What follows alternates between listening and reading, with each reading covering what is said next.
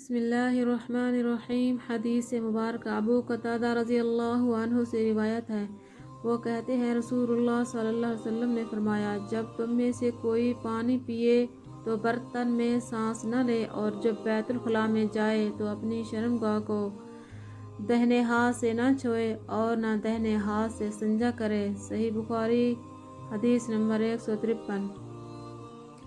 عبداللہ بن ابی قتادہ سے روایت ہے، بیان کرتے ہیں وہ اپنے باپ سے روایت کرتے ہیں، وہ نبی صلی اللہ علیہ وآلہ وسلم سے آپ نے فرمایا، جب تم میں سے کوئی پیشاب کرے تو اپنا عضو اپنے ہاتھ سے نہ پکڑے، نہ اپنے دہنے ہاتھ سے طہارت کرے، نہ پانی پیتے وقت برتن میں سانس لے۔ صحیح بخاری حدیث نمبر 154۔ ابو ہریرہ رضی اللہ عنہ سے روایت ہے، وہ کہتے ہیں رسول کریم صلی اللہ علیہ وسلم ایک مرتبہ رفع حاجت کے لیے تشریف لے گئے۔ آپ کی عادت مبارکہ تھی، آپ چلتے وقت ادھر ادھر نہیں دیکھا کرتے تھے، تو میں بھی آپ کے پیچھے پیچھے آپ کے قریب پہنچ گیا۔ مجھے دیکھ کر آپ نے فرمایا، مجھے پتھر ڈھونڈ دو تاکہ میں ان سے پاکی حاصل کروں، یا اسی جیسا کوئی لفظ فرمایا، اور فرمایا کہ ہڈی اور گوبر نہ لانا۔ چنانچہ میں اپنے دامن میں پتھر بھر کر آپ کے پاس لے گیا اور آپ کے پہلو میں رکھ دیے اور آپ کے پاس سے ہٹ گیا۔ جب آپ قضائے حاجت سے فارغ ہوئے تو آپ نے پتھروں سے استنجا کیا۔ صحیح بخاری حدیث نمبر 155۔ عبداللہ بن مسعود رضی اللہ عنہ سے سنا، وہ کہتے تھے کہ نبی کریم صلی اللہ علیہ وسلم رفع حاجت کے لیے گئے تو آپ نے مجھے فرمایا کہ میں 3 پتھر تلاش کر کے آپ کے پاس لاؤں، لیکن مجھے 2 پتھر ملے، تیسرا ڈھونڈا مگر مل نہ سکا، تو میں نے خشک گوبر اٹھا لیا، اس کو لے کر آپ کے پاس آ گیا۔ آپ نے پتھر تو لے لیے مگر گوبر پھینک دیا اور فرمایا، یہ خود ناپاک ہے۔ اور یہ حدیث ابراہیم بن یوسف نے اپنے باپ سے بیان کی، انہوں نے ابو اسحاق سے سنا، ان سے عبد الرحمن نے بیان کیا۔ صحیح بخاری حدیث نمبر 157۔ عبداللہ بن زید رضی اللہ عنہ سے روایت ہے، وہ بیان کرتے ہیں نبی کریم صلی اللہ علیہ وسلم نے وضو میں اعضاء کو 2 بار دھویا۔ صحیح بخاری حدیث نمبر 158۔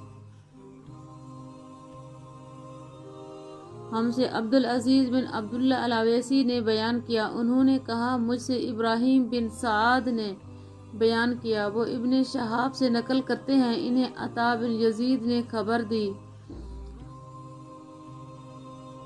انہیں ہمران حضرت عثمان کے مولا نے خبر دی، انہوں نے حضرت عثمان بن عفان رضی اللہ عنہ کو دیکھا، انہوں نے ہمران سے پانی کا برتن مانگا اور لے کر پہلے اپنی ہتھیلیوں پر 3 مرتبہ پانی ڈالا، پھر انہیں دھویا، اس کے بعد اپنا دہنا ہاتھ برتن میں ڈالا اور پانی لے کر کلی کی اور ناک صاف کی، پھر 3 بار اپنا چہرہ دھویا اور کہنیوں تک 3 بار دونوں ہاتھ دھوئے، پھر اپنے سر کا مسح کیا، پھر پانی لے کر ٹخنوں تک 3 مرتبہ اپنے دونوں پاؤں دھوئے، پھر کہا کہ رسول اللہ صلی اللہ علیہ وسلم نے فرمایا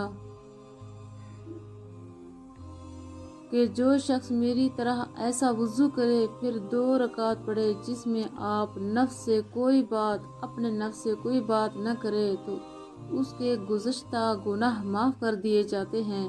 صحیح بخاری حدیث نمبر 159۔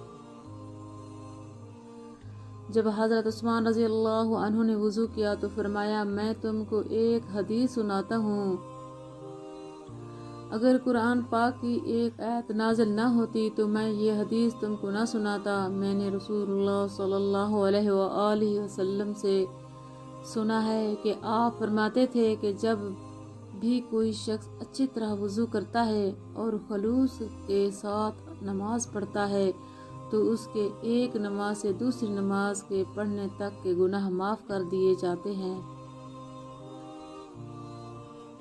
عروہ کہتے ہیں وہ آیت یہ ہے جس کا ترجمہ یہ ہے کہ جو لوگ اللہ کی اس نازل کی ہوئی